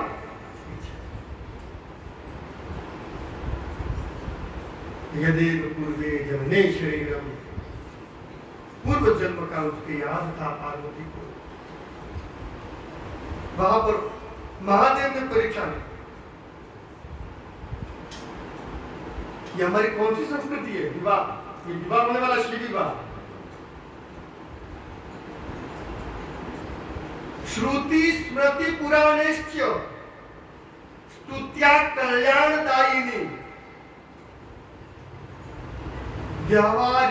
व्यवहारात्मिका पुण्य आदिमा शैव संस्कृति। ये आदिम संस्कृति है हमारी। कौन सी है? आदिवासी कहते हैं, लेकिन आदि संस्कृति कौन सी है? महादेव से शुरू हुई है। ये श्लोक है उसका। श्रुति वेद, स्मृति तो ब्राह्मणों की जिन्हें स्मृतियां लिखी थी, श्रुति स्मृति और पुराण। श्रुति स्मृति पुराणेश्च, सब पुराण बहुवचन है। स्तुत्या, उसकी स्तुति की गई है। कल्याणदायिनी, कल्याण के लिए। व्यवहारात्मिका, व्यवहार किसको कहते हैं? व्यवहार शब्द में 3 शब्द है, एक नहीं है। वि अब हर, वि का अर्थ विविध प्रकार के, अब का अर्थ संदेह, हर यानी हरण करने वाला। विविध प्रकार के संदेहों का नाश करो, तब जाकर के व्यवहार बनता है और तब जाकर के विवाह बनता है। तब जाकर विवाह, संदेह होगा तो विवाह कैसे होगा? हो ही नहीं सकता है। महादेव को संदेह नहीं था और पार्वती का संदेह नष्ट। कौन था? पूर्व जन्म का संदेह था। जब तक उसका नाश नहीं होगा संदेह का, वही राम कथा, ये वही राम कथा की। राम कथा सुंदर करतारी, संशय विहग उड़ावन हारी। महादेव तो वही संशय के बारे में बात। ये आ रहा है प्रसंग महादेव के विवाह का। ये आदिम संस्कृति कौन सी है? महादेव से चल रही है। वो आदि संस्कृति। सबसे पहले आदि, अनादि कौन थी? महादेव। आदि में वही है, अनादि भी। और आगे फिर बताया तो कि विवाह का प्रसंग है, तो विवाह क्या है? ये श्री विवाह की बात है। ये क्या तो वाल्मीकि रामायण से, मेरा रामचरित मानस से ज्यादा नहीं हो रहा था, मेरा वाल्मीकि रामायण से, इसलिए थोड़ा क्या संस्कृत का पूजा रहा है, लेकिन फिर भी हिंदी अर्थ में और रामचरित मानस दोनों का ले रहे। जन्मांतरीय संबंध विवाह को बताया। विवाह एक जन्म का नहीं होता। महादेव के गले में जो मुंड माला पहनी थी, वो मुंड माला किसकी थी? प्रत्येक युग में जब उनका विवाह हुआ तो जब श्मशान में जलाते जाते तो उसका सिर जो था वो महादेव ले आते और मुंड माला पहनी। प्रत्येक जन्म की जो मुंड थे उन्होंने धारण की थी महादेव। इसलिए कहा है, कहना पड़ा जन्मांतरीय संबंध तथा पाणी पवित्रता। पाणी ग्रहण संस्कार जन्मांतरीय संबंध है।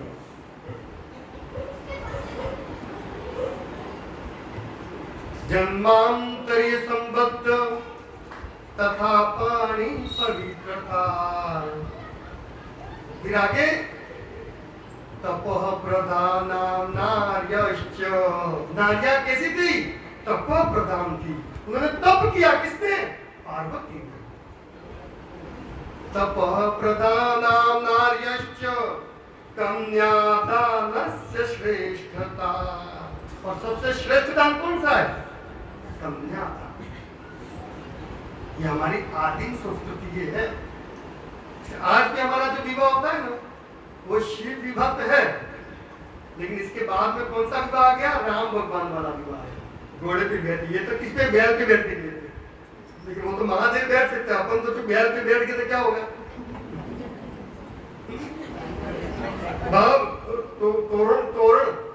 तोरण पे जाते हैं ना, उसके पहले तो हॉस्पिटल जाना पड़ेगा हाथ पे लिए। जैसे तोरण क्या, उसमें रण शब्द होता है, रण का मतलब क्या होता है? युद्ध। तोरण फिर वरण, इसमें रण शब्द है जो आके है। तोरण में है, वरण में है, परण।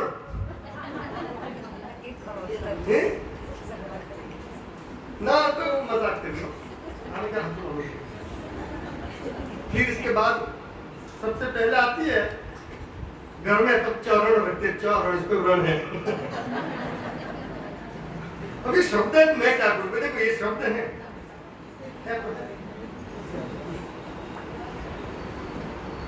इसने कहा रण क्षेत्र है, ग्रस्त को बहुत बड़ा।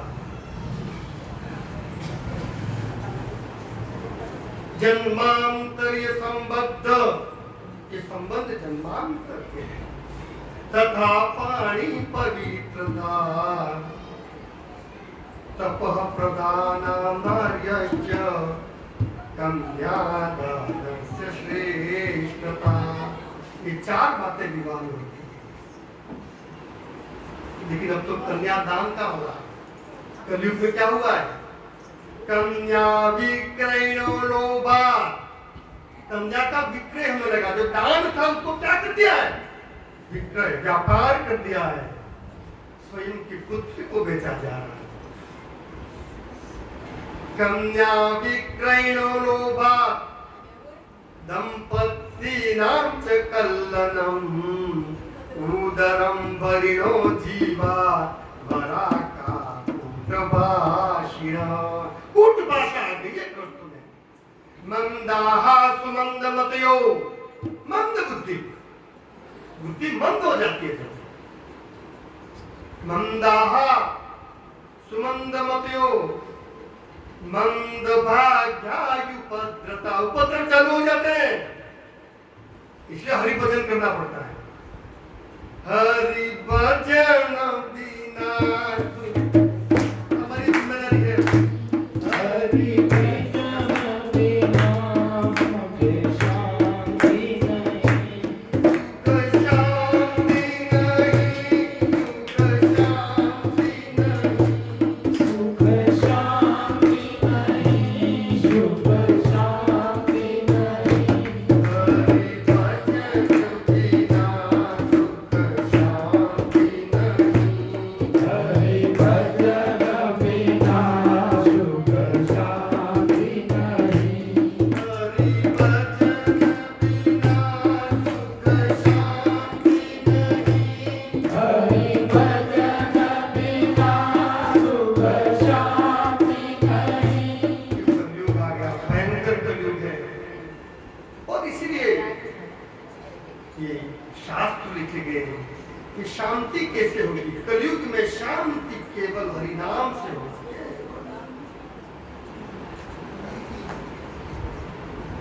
और महादेव ने परीक्षा करने के लिए सप्तर्षि को भेजा।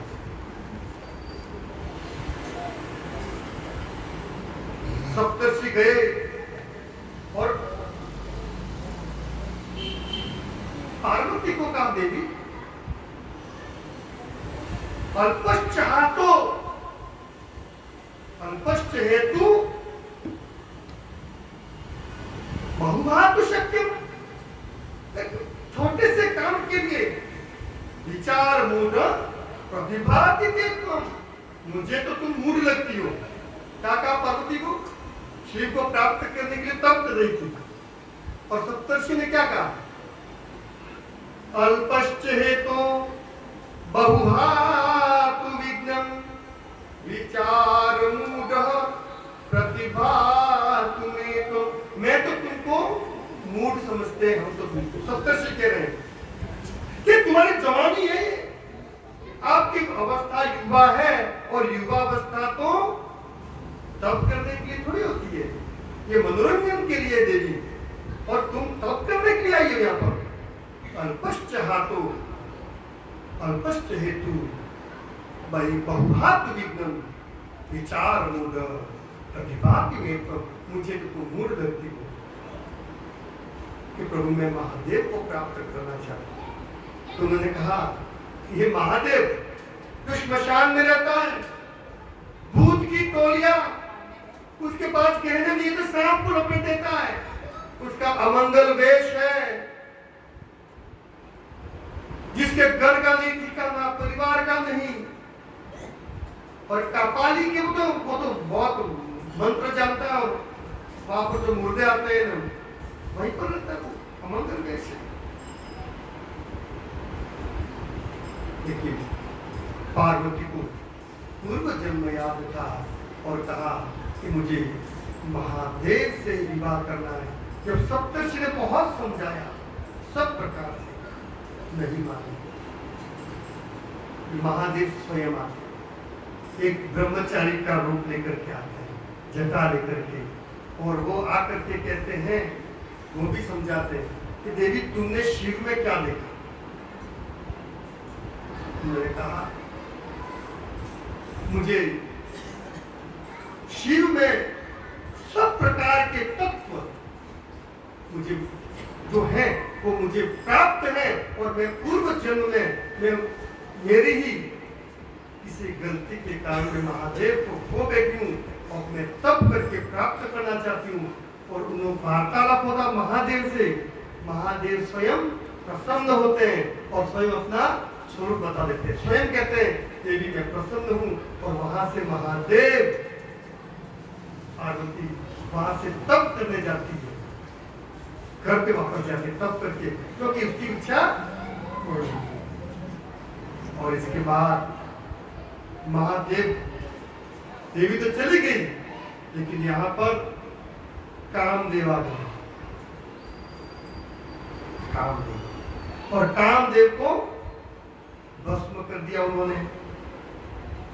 देवता लोगों ने महादेव से मिले और महादेव से कहा कि प्रभु आप विवाह करो या तारकासुर आपके से जो पुत्र होगा उससे वो तारकासुर मरेगा।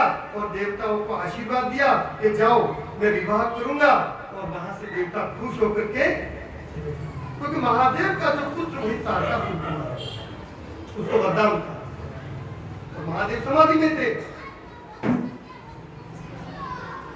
फिर महादेव का यहाँ से बारात आती है, सब तैयारियां चालू हो गई, सब प्रकार की तैयारियां।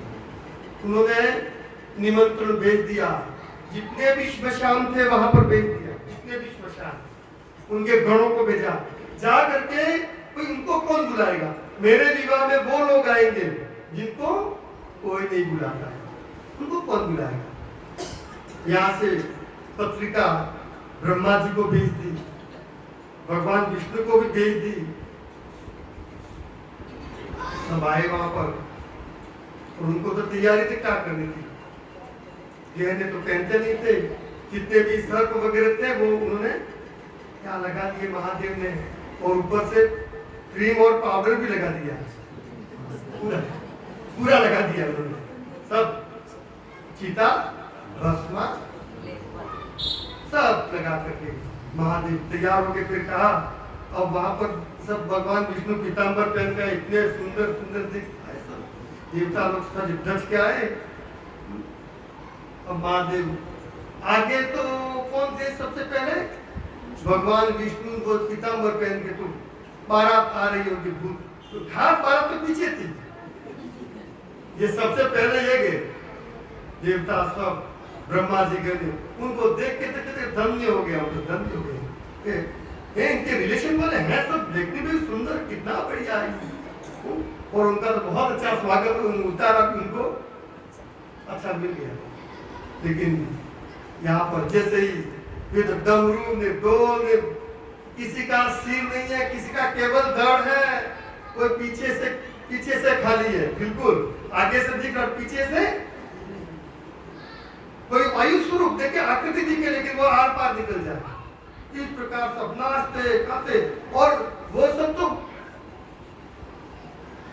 देवता जितने के वो हरि हरि कर रहे थे, ये हाय हाय करते हुए आ रहे थे, हाय हाय करते। विदेशों से भी आए थे, विदेशों से भी भूत आए थे, वो हाय हेलो करने लगे, भाई हाय हेलो, सब भूत है, सब बुलाया था महादेव को सबके। और वहां से और महादेव उल्टे बैठे थे नंदी पे, सीधे नहीं बैठे थे, पूंछ पकड़ के। नंदी को कहा था पीछे से तू सबका ध्यान रखना, आगे मैं ध्यान रखता हूं। और सब प्रकार से वहां पर पहले तो देवताओं को अच्छा उतारा मिल गया, और उन्होंने जाकर के चाय पानी नाश्ता सब पहले कर, उनको मालूम था पीछे तो मिलने वाला, क्योंकि टूट पड़ेंगे, वो तो नहीं टूटते अभी अपने बुफे सिस्टम में नहीं होता है क्या, सब ऐसे करोड़पति तो थले जैसे खड़ा है। ये सबसे पहले बताऊं मैं, कालिदास को, कालिदास राजा भोज ने एक बार मूर्ख कहते हो, तो राजा भोज को भाई सभा में मूर्ख कहते, अब ये सभा है, ठीक है, जैसे मजाक में लगता कुछ भी चल जाए, लेकिन सभा में किसी को मूर्ख कहना, और महाकवि मूर्ख कह दिया कालिदास को। तो कालिदास ने उसका उत्तर दिया कि आपने मुझे मूर्ख कहा, लेकिन मेरे में मूर्खता के लक्षण बताओ। सबसे पहले लक्षण मूर्ख का कौन सा है, खादम न गच्छम न हसम न जल्पे द्वाभ्याम तृतीयोस्मिन भवामि राजन। सबसे पहला लक्षण है मूर्ख का, खादम न गच्छन, मैंने चलते हुए कभी भोजन नहीं किया, मैं भोजन करता हूँ तो पालती मार के पानी का लोटा लेकर के आसन लगाकर बैठ के भोजन करता हूँ। तो ये मूर्ख का पहला लक्षण कौन सा है, खड़े खड़े पहले का ही कल ये ऐसा कह रहे थे कि संख्या कम हो जाएगी उस समय का ये श्लोक है, तो ऐसे बात करते यूं समझ में आएगा कि चलो अपनी मैं मेरी बात कर लूं, लेकिन श्लोक जो होता है ना, श्लोक वाणी देववाणी, देववाणी संस्कृत है, वो तो पहले से लिखा है, ये भोज प्रबंध में है, पर ग्रंथ का नाम बता दूं मैं, तो ये ग्रंथों का अत्यंत पता है, ये भोज प्रबंध में देखा पूरी कहानी। खादन्न गच्छन्न हसन्न जल्पे द्वाभ्यां तृतीयोऽस्मि न भवामि राजन् गतं न शोचामि कृतं न मन्ये केनास्मि मूर्खो वदकारकेन। हे राजन, आपने मुझे मूर्ख बताया, लेकिन मैंने जीवन में चलते हुए कभी भोजन नहीं किया। हसन न चलते, जब कोई सभा हो अच्छी तब ठहा के लाके हंसता। बहुत से आदत लोगों की, कोई सभा चले जोर जोर से हंसने लग जाते हैं, जैसे वो दो ही हुए से। लेकिन मर्यादा होती है सभा की। हसन न चलते द्वाभ्याम तृतीयोऽस्मि न भवामि राजन। दो अगर बात कर रहे हैं तो मैं जाकर के यूं कान, किसकी आदत होती है बुरे कि वो क्या बातें कर रहे हैं, वो भी मूर्ख का लक्षण बताया। द्वाभ्याम तृतीयोऽस्मि न भवामि राजन गतं न शोचामि। बीती का ही विषाद। जीवन में अगर कोई गलतियां हो गई है तो उसको और आगे आगे आगे बढ़ना चाहिए। गतं न शोचामि, वो भी मूर्ख का, उसको भी ज्यादा पिछली बातें रिपीट कर करके रिपीट करता है तो उसको क्या कहते हैं? इष्ट पेशम। इससे वो को बार बार कितना पिसोगे, कितना पिसोगे? इष्ट पेशम के गतं न शोचामि कृतं न मन्ये। और मैंने कितने भी ग्रंथ लिखे हैं, कैलाश में बहुत ग्रंथ लिखे हैं, विज्ञान शाकुंतलम बहुत से ग्रंथ लिखे, कृतं न मन्ये, लेकिन मैंने अहंकार नहीं किया है। नाम क्या रखा? कालिदास, दास लगाया। तुलसी, रवि, उन्होंने ग्रंथ लिखो दास लगाया। एक श्लोक में तक पीएचडी करी, ये डॉक्टर गए लेकर के। ये उनका है मूर्खता। ये पूरे ग्रंथ लिखे वो दास लगा रहा, तुम डॉक्टर करे। तो कहा ये मेरे में कभी अहंकार नहीं आया। मैंने तो कहने का विवाह बारात डॉक्टर बिल्कुल के दास है मैं, डॉक्टर नहीं। मैंने कोई उधर खबर नहीं।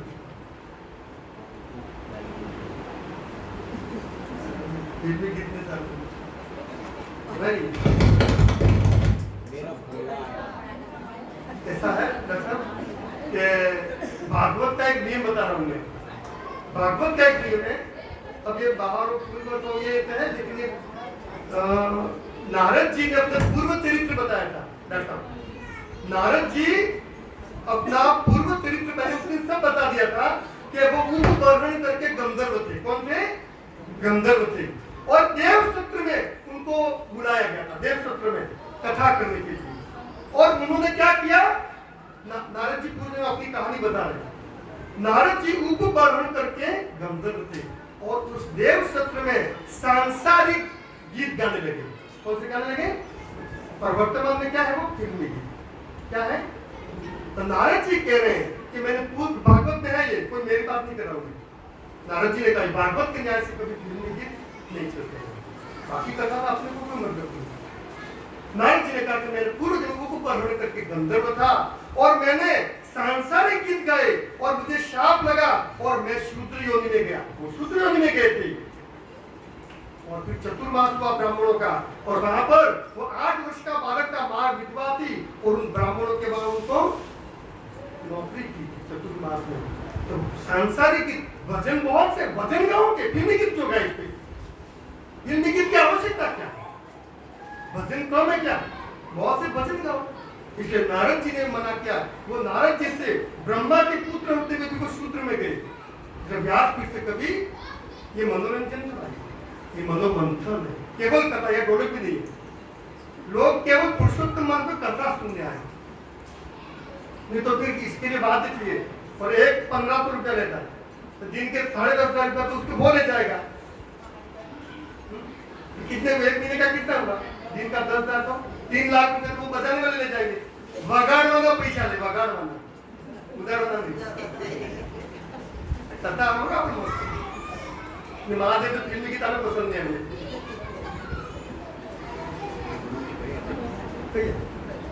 भाई देखो, सबकी अलग अलग विधा होती है। भागवत की शुरुआत इससे हुई है कि इसमें सांसारिक गीत व्यासपीठ से नहीं गाए। भजन है, भजन गाओ, हाँ वचन जिस दिन खत्म हो जाएंगे तब वो चलेगा देखा जाएगा। महादेव की वो सब भूत पिशाच सब आने लगे, अब वचन क्या होगा? महादेव का वचन। अरे तो पर ढोलक वगैरह तो ना गए यार ना ढोलक साले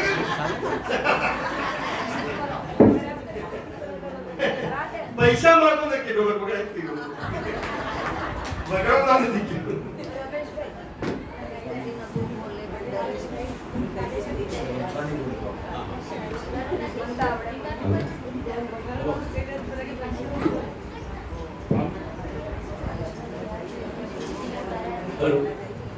आवाज करून आलो आता मग आपण कम ज्यादा केम करतो एक सेट करून मिळतो तब वो गीत एकच सेट करतो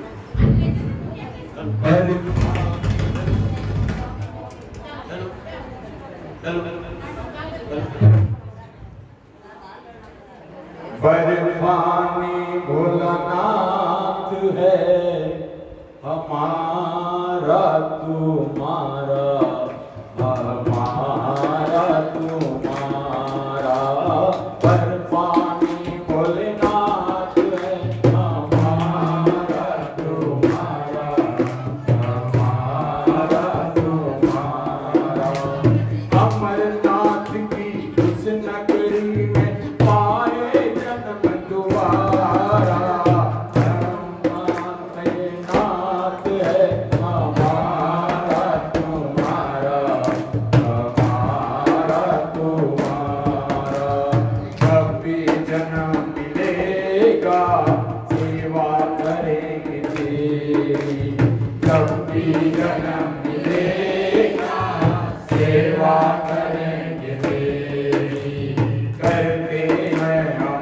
वादा शरण रहेंगे तेरी करते हैं हम वादा शरण रहेंगे तेरी हर जीवन में धन के साथी देना साथ हमारा हर जीवन में धन के साथी देना साथ हमारा बर्फानी भोलेनाथ है हमारा तुम्हारा हमारा तुम्हारा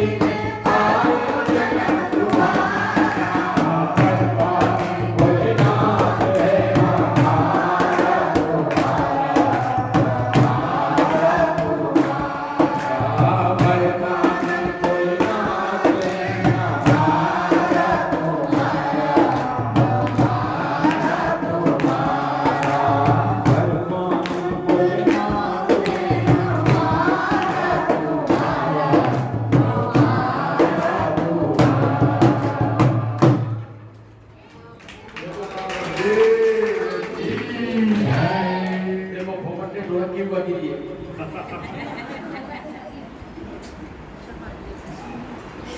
देखो भजन के लिए माना नहीं है, लेकिन वो फिल्मी गीत में नहीं चलेगा, ये बराबर था। नहीं, वो भी ये था, आपको मैं सुनाऊंगा तो बोलिए। बहारों फूल बरसाओ, मेरा भोला आया है, मेरा महादेव आया है। कर जो है। मैं समझता हूँ, मैं सोचा कि नहीं, अब्बा डब्बा जब्बा। क्योंकि भागवत में स्पष्ट पहले निर्देश किया शुरुआत में कि कभी भी सांसारिक गीत नहीं करने चाहिए। बाकी हमने कि नहीं इसमें लिखा है, इसका हमको पालन करना है। बाकी रामायण में कहीं नहीं लिखा है, रामकृष्ण माता में नहीं है तो नहीं, वो महादेव है। एक्चुअली ये गीत महादेव पर ही बना है। हाँ भाई। सीतारा को महादेव से बदला इसलिए। और जैसे ही भूत प्रेत की टोली आई और वहां मैना थाल लगा के सब प्रकार की पूजन सामग्री लेके आई, लेकिन जैसे ही देखा और वहां तो उपद्रव चालू हो गया, भूत पिशाच प्रेत। और इस प्रकार वहां पर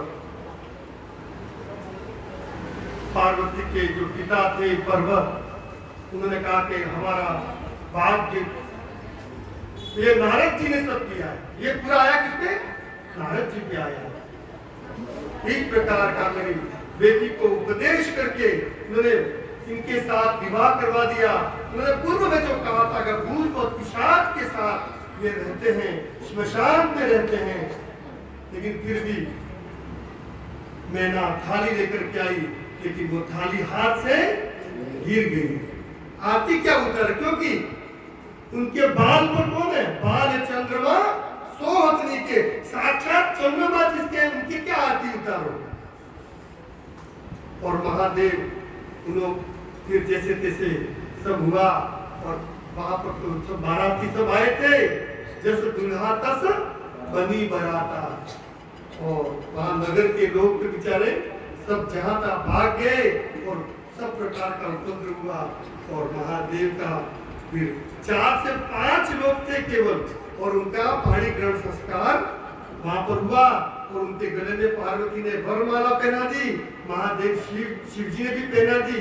और महादेव और पार्वती तब से कहना लगे गौरी शंकर, उनका नाम पड़ गया। पहले केवल शंकर थे, लेकिन गौरी शंकर इसलिए कि उमा का नाम गौरी हो गया, क्योंकि गौरी कुंड पर जाकर उन्होंने तप किया था। तो बोलो गौरी शंकर महादेव की। तो उनका विवाह हो गया, जन्मांतरी संबंध तथा पाणी पवित्रता, तप प्रदाना नार्यश्च कन्यादानस्य श्रेष्ठता। फिर कन्यादान में सब प्रकार की उनको उपभोग की सभी वस्तुएं दी गई। और वहां से बारात वापस कैलाश पर्वत पर गई। और वहां से फिर महादेव ने तो पार्वती और महादेव का संवाद है, वो कल आएगा कि महादेव और पार्वती के क्या संवाद हुआ प्रथम दिन में। तो आज की कथा यहाँ विराम लेती है। शिव पार्वती का विवाह, बोल लक्ष्मी नारायण भगवान की जय।